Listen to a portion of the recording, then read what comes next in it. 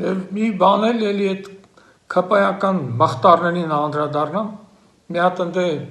քյաչալ անթարաշ կա, Արտուր Հովհաննիսյան, այն որ ասում էր լեզուներ հետ կկտրենք, ականջներ հետ կկտրենք, բան։ Ուրեմն այդ իրավաբանությունից անգրագետ մանդատակիրը ինչա ասում։ Ասում է եկեղեցին պետքա ֆինանսապես հաշվետու լինի պետությանը։ Լինելով մանդատակիր, դե բնական է, նա չի կարդացել Սահմանադրության 17-րդ հոդվածը, համաձայն որի եկեղեցին անջատ է պետությունից, բայց նա լինելով մանդատակիր, սկի չի իմանում,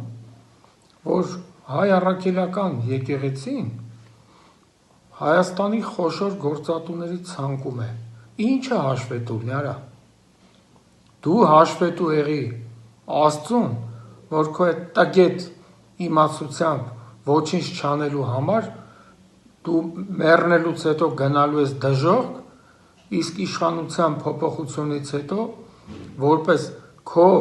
ծառայողական առաքելությունը բացարձակապես չկատարած երկոտանի, դու որպես անհիմն հարստացող կանգնելու ես դատարանի առաջ։